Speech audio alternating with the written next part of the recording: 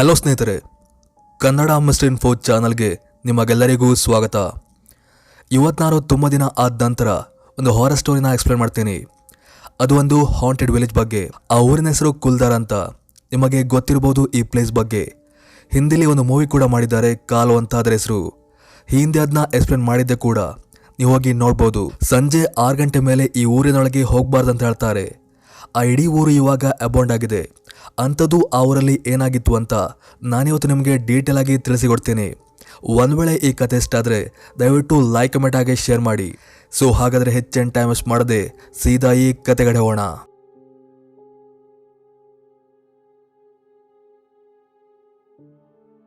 ಕುಲ್ದಾರ ಇದು ರಾಜಸ್ಥಾನದಲ್ಲಿರೋ ಒಂದು ಊರು. ಜಾಸ್ತಿಯಾಗಿ ಈ ಹಾಂಟೆಡ್ ಪ್ಲೇಸ್ಗಳು ರಾಜಸ್ಥಾನದಲ್ಲೇ ಇರುತ್ತೆ ಅನಿಸುತ್ತೆ. ಹಾಂಟೆಡ್ ಬಾನ್ಗಢ್ ಫೋರ್ಟ್ ಕೂಡ ಇರೋದು ಅಲ್ಲೇ. 13ನೇ ಶತಮಾನದಲ್ಲಿ ಕೆಲವು ರಾಜರುಗಳಿಂದ ಬಿಲ್ಡ್ ಆಗಿರುವಂಥ ಪ್ಲೇಸ್ ಇದು. ಆವಾಗ ಬಹಳ ಅದ್ಧೂರಿಯಾಗಿದ್ದ ಈ ಊರು ಇವಾಗ ಕೆಲವು ಕಾರಣಗಳಿಂದ ಅಬೌಂಡ್ ಆಗಿದೆ. ನಿಜವಾಗ್ಲೂ ಬೇಸರದ ಸಂಗತಿ ಅಂತ ಹೇಳ್ಬೋದು. ಅಂಥದ್ದು ಅಲ್ಲಿ ಏನಾಯ್ತಂತ ನೀವು ಅನ್ಕೋತಿರ್ಬೋದು. ಅದಕ್ಕೆ ಉತ್ತರ ನಿಮಗೆ ಮುಂದೆ ಗೊತ್ತಾಗುತ್ತೆ. 19ನೇ ಶತಮಾನದಲ್ಲಿ ಅಬೌಂಡ್ ಆಗಿದ್ದ ಈ ಊರನ್ನು 2015ರಲ್ಲಿ ಗೌರ್ಮೆಂಟ್ ಅವರು ಟೂರಿಸ್ಟ್ ಪ್ಲೇಸ್ ಆಗಿ ಕನ್ವರ್ಟ್ ಮಾಡಿದರು. ಅದೊಬ್ಬ ಫೇಮಸ್ ಕಂಪನಿಯೊಂದಿಗೆ ಟೈ ಅಪ್ ಆಗಿ, ಜಿಂತಾಲ್ ಕಂಪನಿ ಇರಬೇಕು. ಹೀಗೆ ಅಲ್ಲಿ ಬರೋ ವಿಸಿಟರ್ಗೆ ಬೇಕಾಗಿರೋ ಎಲ್ಲ ನೀಡ್ಗಳನ್ನ ಪೂರೈಸೋ ಎಲ್ಲ ಸೌಲಭ್ಯಗಳನ್ನ ಮಾಡಿ ಆ್ಯಡ್ಗಳನ್ನ ಕೊಡ್ತಾ ಬಂದು ಇವಾಗ ಒಂದು ಮಟ್ಟಿಗೆ ಆ ಪ್ಲೇಸ್ ಫೇಮಸ್ ಆಗಿದೆ.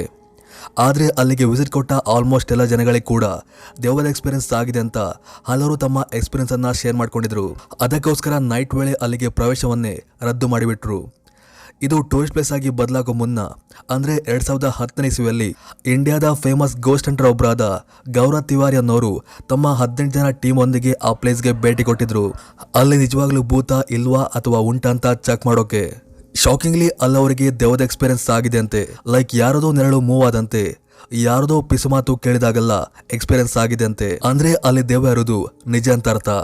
ಹಲವಾರು ಹಿಂದಿ ಮೂವಿಗಳನ್ನ ಅಲ್ಲಿ ಶೂಟ್ ಮಾಡಿದ್ದಾರೆ. ಹಿಂದಿಯ ಏಜೆಂಟ್ ವಿನೋದ್, ತಮಿಳ್ನ ತೀರನ್, ಹೀಗೆ ಕೆಲವು ಫಿಲ್ಮ್ಗಳನ್ನ ಅಲ್ಲಿ ಶೂಟ್ ಮಾಡಿದ್ದಾರೆ. ಅವರಿಗೆ ಅಲ್ಲಿ ದೆವ್ವದ ಎಕ್ಸ್ಪೀರಿಯನ್ಸ್ ಆಗಿದೆಯಲ್ವಾ ಗೊತ್ತಿಲ್ಲ, ಆದರೆ ಅಲ್ಲಿದ್ದ ವಸ್ತುನೆಲ್ಲ ಡ್ಯಾಮೇಜ್ ಮಾಡಿ ಗೌರ್ಮೆಂಟ್ ಅವರ ಕೆಂಗಣಿಗೆ ಗುರಿಯಾಗಿದ್ದಂತೂ ಸುಳ್ಳಲ್ಲ. ಅದೆಲ್ಲ ಓಕೆ. ಒನ್ ಟೈಮಲ್ಲಿ ನಾರ್ಮಲ್ ಆಗಿದ್ದ ಆ ಊರು ಇವಾಗಕ್ಕೆ ಹೀಗಾಯ್ತಂತ ನೀವು ಅನ್ಕೋತಿರ್ಬೋದು. ಆ ಎಲ್ಲ ಕಥೆನ ನಿಮ್ಗೀಗ ಹೇಳ್ತಾ ಹೋಗ್ತೀನಿ, ನೀವು ಕೂಡ ಕೇಳ್ತಾ ಹೋಗಿ. ಸುಮಾರು ಒಂದು 300 ವರ್ಷಗಳ ಹಿಂದೆ ಈ ಊರಲ್ಲಿ ಆಲ್ಮೋಸ್ಟ್ ಎಲ್ಲ ಬ್ರಾಹ್ಮಣ ಸಮುದಾಯದವರೇ ವಾಸವಾಗಿದ್ದರಂತೆ. ಪಲ್ಲಿ ಎಂಬ ಊರಿಂದ ಇಲ್ಲಿಗೆ ವಲಸೆ ಬಂದವರು ಹೋಗ್ತಾ ಹೋಗ್ತಾ ಅಲ್ಲೇ ಪೂರ್ತಿಯಾಗಿ ನೆಲೆನಿಲ್ಲೋಕೆ ಸ್ಟಾರ್ಟ್ ಮಾಡ್ತಾರೆ. ಒಂದು ಪುಸ್ತಕದ ಪ್ರಕಾರ ಆ ಊರಿಗೆ ಮೊದಲು ವಲಸೆ ಬಂದಿದ್ದು ಕಾದನ ಹೆಸರಿನ ಒಬ್ಬ ವ್ಯಕ್ತಿ.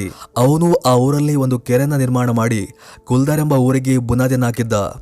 ಅದಾದ ನಂತರ ಹಲವಾರು ಜನ ಅಲ್ಲಿ ಬಂದು ವಾಸ ಮಾಡಲಿಕ್ಕೆ ಸ್ಟಾರ್ಟ್ ಮಾಡ್ತಾರೆ. ಎಲ್ಲ ಕರೆಕ್ಟಾಗಿ ಹೋಗ್ತಿತ್ತು. ಹೀಗಿರುವಾಗ ಒಂದಿನ ಆ ಊರಿನ ಮೇಲೆ ರಾಜ್ಯದ ಮಿನಿಸ್ಟರ್ ಆದ ಸಲೀಂ ಸಿಂಗ್ ಎಂಬವನ ಕಣ್ಣು ಬೀಳುತ್ತೆ. ಅವನು ಆ ಊರಿನ ಒಬ್ಬ ಮುಖ್ಯಸ್ಥರ ಮಗಳ ಮೇಲೆ ಕಣ್ಣು ಹಾಕಿ ಅವಳನ್ನ ಫೋರ್ಸ್ಫುಲ್ ಆಗಿ ಮದುವೆಯಾಗಲಿಕ್ಕೆ ಮುಂದಾಗಿದ್ದ. ಅದರಿಂದ ರೊಚ್ಚಿಗೆದ್ದ ಊರಿನವರು ಅವನ ವಿರುದ್ಧ ಬೊಗಿಲಾಡ್ತಾರೆ. ಆವಾಗ ಮಿನಿಸ್ಟರ್ ಒಂದು ಕಂಡೀಷನ್ ಹಾಕ್ತಾನೆ, ಒಂದೇ ಆ ಹುಡುಗಿ ನನ್ನವಳಾಗಬೇಕು, ಇಲ್ಲ ನೀವು ಈ ಜಾಗ ಬಿಟ್ಟು ಹೋಗ್ಬೇಕಂತ. ಅದರಿಂದ ಆ ಊರಿನ ಎಲ್ಲರೂ ಕೂಡ ಕಂಗಾಲಾಗಿ ಹೋಗ್ತಾರೆ.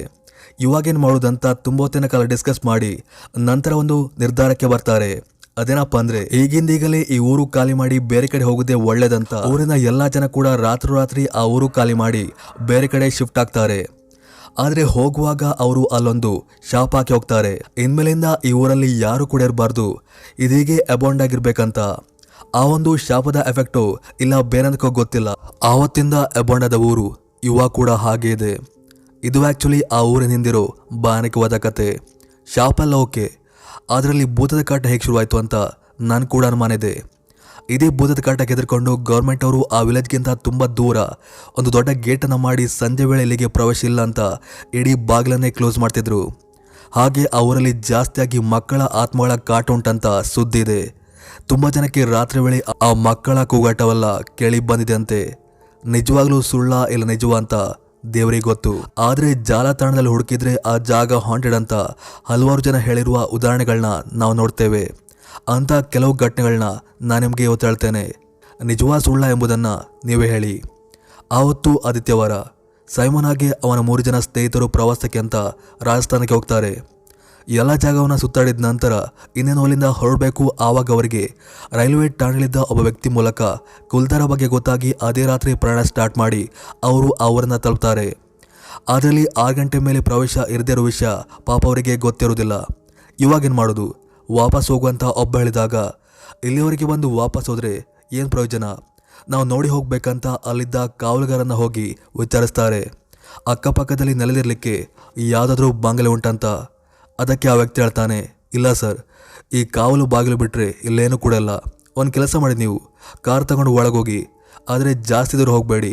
ಕಾರ್ನ ಅಲ್ಲೆಲ್ಲೋ ಬದಿಗೆ ಹಾಕಿ ಕಾರ್ ಒಳಗೆ ನಿದ್ದೆ ಮಾಡಿ, ಯಾರೂ ಬರಲ್ಲ ಅಂತ. ಸರಿ ಅಂತ ಅವರು ಕೂಡ ಹಾಗೆ ಮಾಡ್ತಾರೆ. ಆದರೆ ಅವರಿಗೆ ದೆವ್ವಭೂತದ ಯೋಚನೆ ಆವತ್ತಿಗೆ ಮನಸ್ಸಿಗೆ ಬರಲಿಲ್ಲ.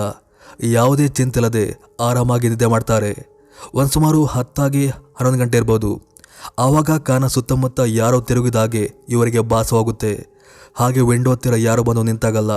ಆದರೆ ಅವ್ರು ಮಾತ್ರ ಅದ್ರ ಬಗ್ಗೆ ಜಾಸ್ತಿ ಗಮನ ಕೊಡದೆ ಸುಮ್ಮನೆ ಮಲ್ಕೋತಾರೆ. ಬೆಳಗ್ಗೆದು ನೋಡಿದಾಗ ಮಾತ್ರ ಅವರಿಗೆಲ್ಲ ಒಂದು ಆಘಾತಗಾದಿತ್ತು. ಅದೇನಪ್ಪ ಅಂದರೆ ಕಾರಿನ ಕಿಟಕಿ ಮೇಲೆ ಯಾರದು ಹಲವಾರು ಕೈಗಳ ಅಚ್ಚುವಿದ್ದಿರುತ್ತೆ. ಅದು ಸಣ್ಣ ಸಣ್ಣ ಮಕ್ಕಳದು. ಅದನ್ನೆಲ್ಲ ಕಂಡು ಕಾವಲುಗಾರ ಹೇಳ್ತಾನೆ, ಇಲ್ಲಿ ಆತ್ಮಗಳ ಕಾಟ ಜಾಸ್ತಿ ಇದೆ, ನೀವು ಬದುಕುಳಿದಿದೆ ಜಾಸ್ತಿ, ಈ ಕೂಡಲೇ ಹೊರಟೋಗಿ ಅಂತ. ಹೆದರಿದವರು ಅದೇ ಕೂಡಲೇ ಕಾರ್ ತೆಗೆದು ಅಲ್ಲಿಂದ ಜಾಗ ಖಾಲಿ ಮಾಡ್ತಾರೆ. ಇಂಥ ಹಲವಾರು ಕಥೆಗಳಿವೆ. ಈ ಪ್ಲೇಸ್ ಬಗ್ಗೆ ಹೇಳ್ತಾ ಹೋದರೆ ಟೈಮ್ ಹೋಗಿದ್ದೇ ಗೊತ್ತಾಗಲ್ಲ. ನಿಮ್ಮ ಕೂಡ ಹೋಗೋ ಆಸೆ ಇದ್ರೆ ಹೋಗ್ಬೋದು. ಅದು ದಿನದ ವೇಳೆ ಮಾತ್ರ. ರಾತ್ರಿ ವೇಳೆ ಆ ಕಡೆ ತಲೆಗೆ ಕೂಡ ಮಲ್ಲಿಕ್ಕೆ ಹೋಗಬೇಡಿ. ಸೊ ಈ ಕಥೆಗಳು ನಿಮಗೆ ಇಷ್ಟ ತಂದ್ಕೋತೀನಿ. ಒಂದು ವೇಳೆ ಇಷ್ಟ ಆದರೆ ಲೈಕ್ ಮಾಡಿ. ಸೊ ಇದಿಷ್ಟು ಇವತ್ತಿನ ಕತೆ. ಮತ್ತೊಂದು ಕತೆ ಒಟ್ಟಿಗೆ ಮತ್ತೆ ಸಿಗ್ತೀನಿ. ಅಲ್ಲಿವರೆಗೂ ಥ್ಯಾಂಕ್ ಯು ಫಾರ್ ವಾಚಿಂಗ್.